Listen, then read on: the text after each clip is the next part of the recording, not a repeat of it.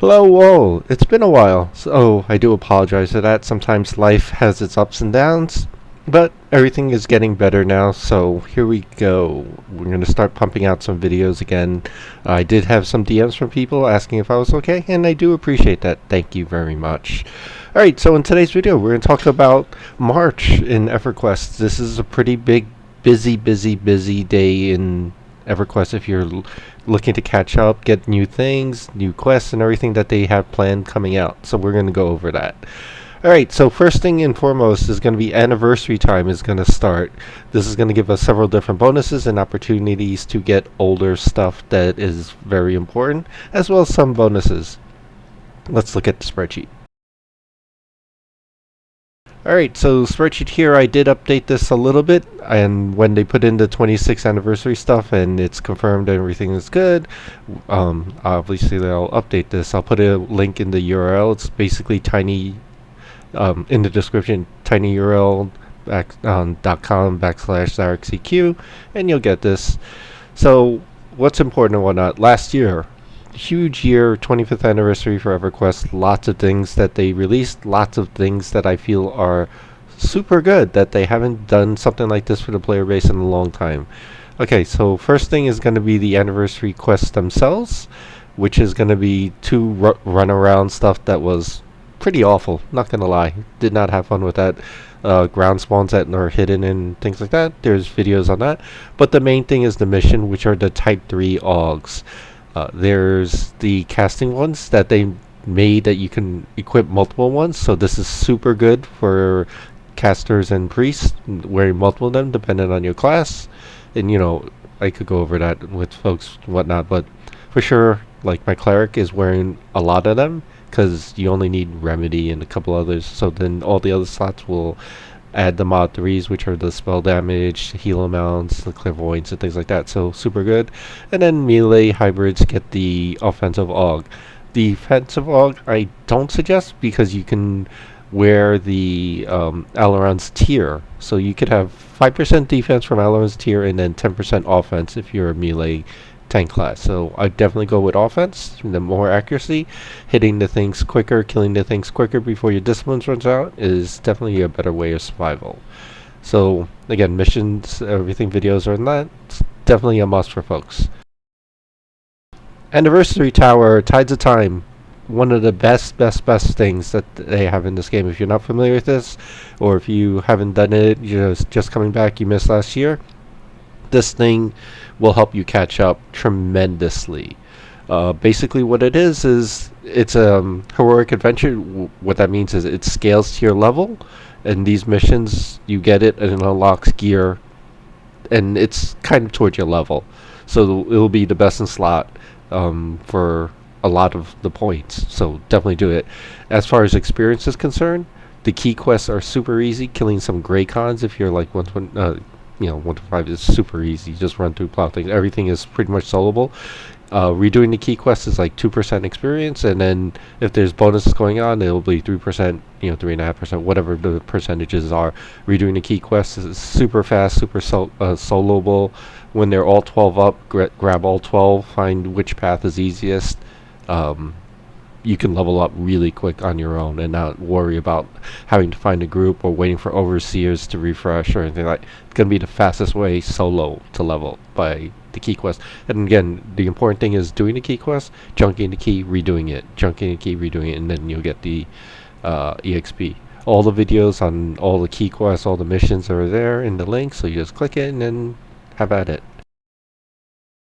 Alright, so this is one that was like a little bit of a bane on the community. Like, really? You guys make me do this? And what that is going to be the Type 18s, Type 19s. This mission here is only relevant for one aug. All the other augs that you're going to get, and I think they're like 18 or 19 possible drops, are outdated. So, sorry, casters and hybrids. You do want to do this for the casting type aug 18. It's going to be the best type. It's 1,000 more damage than the current one. They did not want to upgrade the current expansion one by whatever design that they made. I personally don't agree with that. But anyway, if you're a caster or a hybrid and you use the casting type augs, you will want to farm this. It's a equal chance to drop across the board, so it's 1 in 18 or 1 in 19, whatever the amount of different augs there are. It will take you time, not gonna lie. So do it, start early, so you're not like, oh crap, I gotta run this around the clock before it goes away. Just start it at the beginning, just do it every so often, and good luck to you. It's still gonna be the best aug, so you gotta do it. Next one here, Risky Rat Rescue is a proc aug, probably not worth it anymore, so I would skip that. Next one, Spirit of Loss, super important. This is the clicky that will help you find collects. Now granted, it's not going to work in every zone, but 80% of the zones is going to be pretty useful. So if you're not a tracking class, or not tracking class, a class that can run quickly and find things or whatever, get it. This is one, it's heirloom, so you can get multiple of them. So you farm it on your main, throw it in your share bank, and then you get it there. Next thing, this is going to be Unity. This is the Copperfeld augs, which are still considered one of the better ones, as well as the Feather. So the Feather is super important. This is one that everyone is going to want. It returns mana, endurance, and a little bit of hit points, a little bit of damage shield, but it does the entire group. So if your entire group has it, and then you do a rotation, set up, or you do it now, or set it up Geno triggers, that's a must. Yeah, absolutely gotta do that one. Next one, Formal Dim Party, the Charm Aug thing.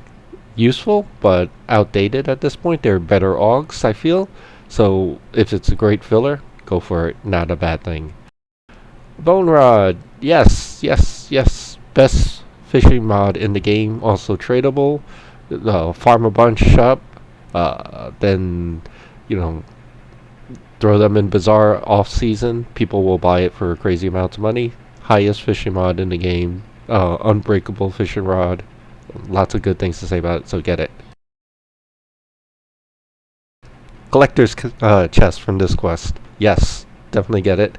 It helps sort the bags, or sorts the bank. You throw it in there, you'll have your collects there. We are lobbying. Hopefully we can get them to do a collects depot, but we'll see if that happens. Nothing was promised, I think, but it's something that we are in CRC are trying to ask them to do. So hopefully they hear this video and say, yes, it's a good thing. They would make money from it, and players would greatly appreciate that. Next thing, Tent, the trophy. It's still used, but it's on its way out. If you don't have all the current collection sets or anything like that, it's not a bad one. So if you are doing collects, go for it. I mean, doing trophies, it's not a bad one, but it is, a couple of years from now, probably on its way out. Next thing is the raid of the boat. This one is good, excuse me, is because the clicky, let's see if I have a tune-up.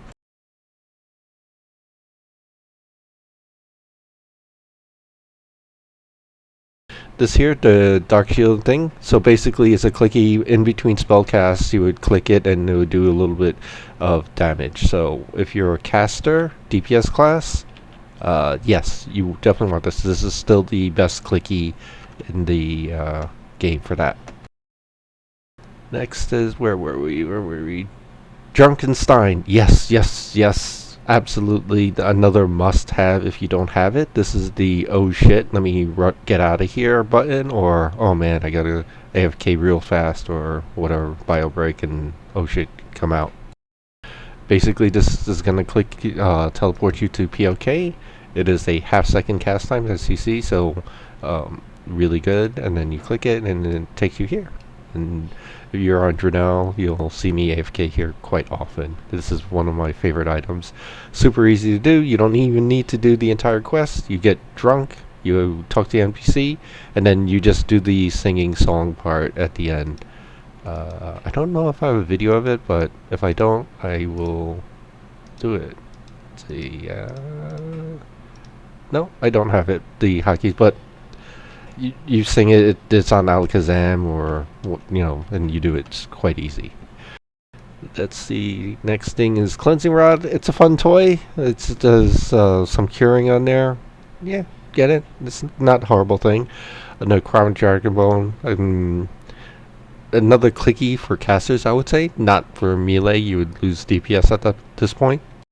But for casters, if you cast it in between spell casts, yeah, not a bad thing. Rallus, this is a trophy. I would probably pass on this now. Definitely outdated if you do current collects and whatnot. Diplomatic papers, yes, definitely get it. There are uses for this one. One would be the sticky TikTok thing in the LS rate. I'm having a mind blank, but this is not a bad thing. Uses. Null Totem, yes, this is not a bad thing. This is basically free passive AA. If you go to your AA window special, it's gonna be it's in here. I'm not gonna waste your guys' time, but it's in one of these things, and you shroud up. I made a video on how to do it, so just look it over there. Then mini horn, yes, this is another one that's a must have. Basically, it's very similar to the feather, but just to a lesser degree and does not stack. So you would have a group of 6, everyone has their horn and feather. You say, alright, feather rotation, all 6 do it, and then when that's done, then you start the horn rotation in the group. Gina triggers, everything like that will definitely help you with that. And then this way your group has constant flow of extra mana and endurance and all that good stuff. Always good. Bottle of Essence. This is a fun toy. I would not say it's used often in modern game, but it's a fun toy. Basically, it's a AE. So you click it and it does an AE, longer refreshed. But it's free and everyone could do it. So you never know when you gotta massively kill 20k hit point mobs, and well, not massive, 6 mobs I think it was capped at. But yeah, so that's it. And then there's the older stuff. You'll take the time and you look through this here yourselves, but the biggest thing here is when Fable is up, it's gonna screw with epic questing. So if you need epics done, you need to do it before the Fable stuff, which is the older legacy things. Now let's talk the dates and everything. So modern EQ quests start from March 16th, which is going to be next week, to May 11th. So a good chunk of time is that. The EXP bonus is going to start March 16th till March 31st. The 50% EXP rare factions and things. Now this one here, I can't promise the date or feel comfortable doing it. This is one that they manually add themselves, like they activate it. Over the years, it hasn't been really consistent. The few times that they did it was like the first week. That's why I put April 4th to the 7th. But we'll see. So no promises on this one, but if I was to guess, I would say the first week.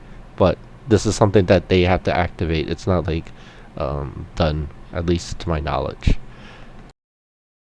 And then the older stuff starts April. So starting April 12th, you'll be able to do the older things here. And these are the things that I think are reasonable to get in modern day. But remember, this is going to mess up some zones where you won't be able to do your epics. So then it would be till May 11th. Alright, so besides that, all the anniversary stuff happens. There are going to be new Bristlebane quests. They did announce that during the roadmap, and Bones has been putting in the work on tests. So if you go to his website, again, I'll put a link in the description. He has all the stuff. So it looks like it's going to be some collects, and then some missions, some other achievements, and there's some things that I'm not allowed to talk about, but the Bristlebane stuff this year, definitely worth looking into. When it releases, I'll do videos on all the stuff here, but you could go to Bones here and get a preview of it, and yeah, get it done. That's good stuff. And then we're gonna get the Stomple. They're gonna have the Easter things, and then there's gonna be the Wrath Day stuff. So March and April are going to be extremely busy days in EverQuest with lots of things to do. And it doesn't necessarily mean like hard things, or it's, cosmetic things, easy things, nice relaxing things to chill, but limited time stuff and lots of different collects.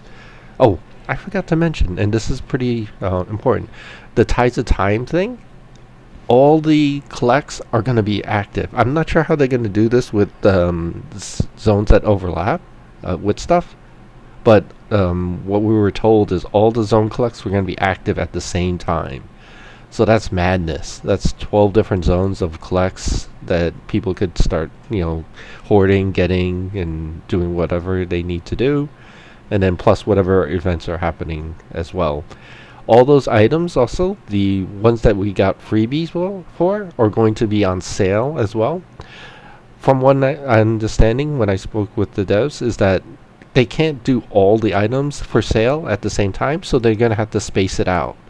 Because it was a crap load of different things. One of the best things are some of the teleports, like the one that goes directly to the North Row Tower, the ornaments, the eyeglass things. The list goes on.